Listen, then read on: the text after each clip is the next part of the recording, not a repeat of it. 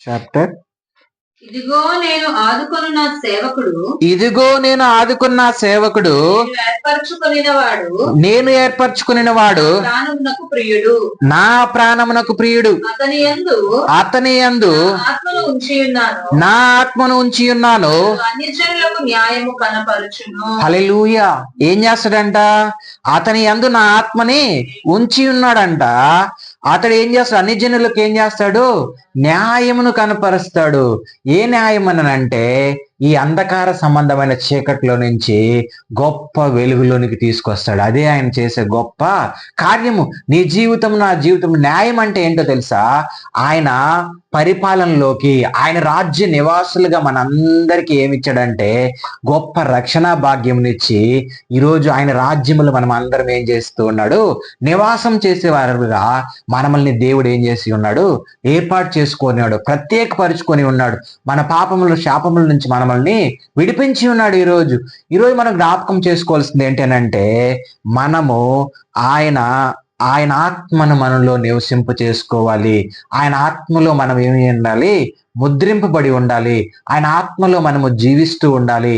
ఆయన ఆత్మలో మనం ఫలిస్తూ ఉండాలి. ఆయన ఆత్మ మనలో ఉంటే ఖచ్చితంగా మనలో ఉన్న ప్రతి ఒక్క చీకటి ఏమవుతుందనంటే పారిపోతుంది అంతే. ఎందుకనంటే అది పరిశుద్ధమైన ఆత్మ, పవిత్రమైన ఆత్మ. ఆత్మ మనలో ఉన్నప్పుడు మన జీవితము సరిచేయబడుతుంది, మన జీవనము సరిచేయబడుతుంది, మన బ్రతుకులు మారుతాయి, మన పరిస్థితులు మారుతాయి. మునుపటి జీవితం వైపు ఎప్పుడు కూడా మనము తొంగి చూడం. ఎందుకనంటే దేవుని ఆత్మలో మనం ఏమై ఉన్నామో ముద్రింపబడి ఉన్నాము అని అంటున్నారు. ఇక్కడ ఇంకొక మాట మనం చూస్తే యెషయా గ్రంథం 53:12 ఒకసారి చదువుమా.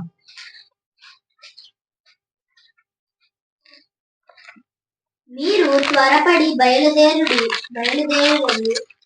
53:12.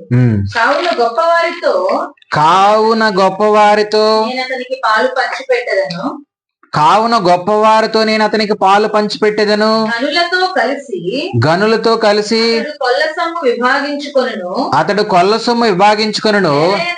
ఏలయనగా మరణమునొందినట్లు అతడు తన ప్రాణమును ధారబోసెను.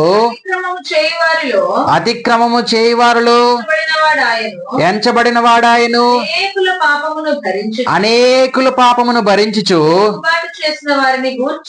తిరుగుబాటు చేసిన వారిని గూర్చి హల్లెలూయా. అనేకుల పాపమును ఏం చేస్తూ ఉన్నాడంట? భరిస్తూ ఉన్నాడు.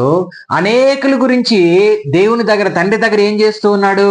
విజ్ఞాపన చేస్తూ ఉన్నాడు. ఎందుకనంటే అనేకుల పాపము చూడండి, తన ప్రజలను వారి పాపముల నుండి విడిపించుటకే నజరేడైన యేసు క్రీస్తు ప్రభువారు కన్యక గర్భమునందు ఆయన ఈ భూమి పైన జన్మించాడు. హల్లెలూయా. 2024 సంవత్సరాల క్రితము. ఎందుకనంటే నిన్ను నన్ను అంధకార సంబంధమైన చీకట్లో నుంచి గొప్ప వెలుగులోనికి తీసుకురావడం కొరకే ఆయన ఆ రోజు అంత తగ్గింపు స్వభావమును కలిగి ఈ భూమిపైకి రావడం అనేది జరిగింది. మనం జ్ఞాపకం చేసుకోవాలి. ఇంకొక మాట అమ్మ, అపోస్తుల కార్యము 26:18 చదవండి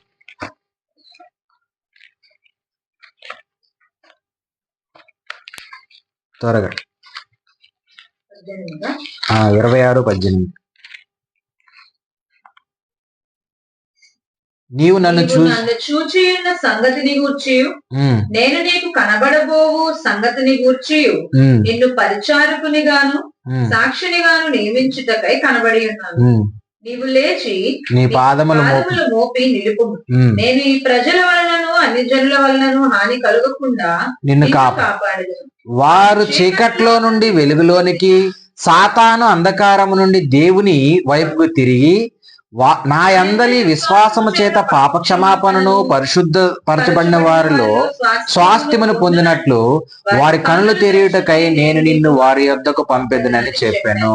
హల్లెలూయా. ఇక్కడ చెప్తూ ఉన్నాడు అపోస్తుడైన పౌలు గురించి. పౌలుతో దేవుడు మాట్లాడుతున్నాడు. ఏమనంటే ఎక్కడంట? వారు చీకట్లో నుండి వెలుగులోనికి, సాతాను అంధకారంలో నుండి దేవుని వైపు తిరుగుటకు నేను నిన్నేం చేస్తూ ఉన్నాను? వాళ్ళ దగ్గరికి పంపుతూ ఉన్నాను అంటూ ఉన్నాడు. వాళ్ళు చీకట్లో ఉన్నారు. ఎందుకనంటే వాళ్ళకి దేవుడి గురించి తెలుసు, అయినా వాళ్ళు ఎక్కడున్నారు? చీకట్లోనే ఉన్నారు. ఎందుకనంటే వాళ్ళు పాత పద్ధతులను ఆలోచిస్తూ ఉన్నారు, పాత పద్ధతుల వైపు, అసత్యం వైపు నడుస్తూ ఉన్నారు. సత్యమును తెలుసుకుని కూడా అసత్యం వైపు వాళ్ళు ఏం చేస్తూ ఉన్నారు, ముందుకు వెళ్తూ ఉన్నారు.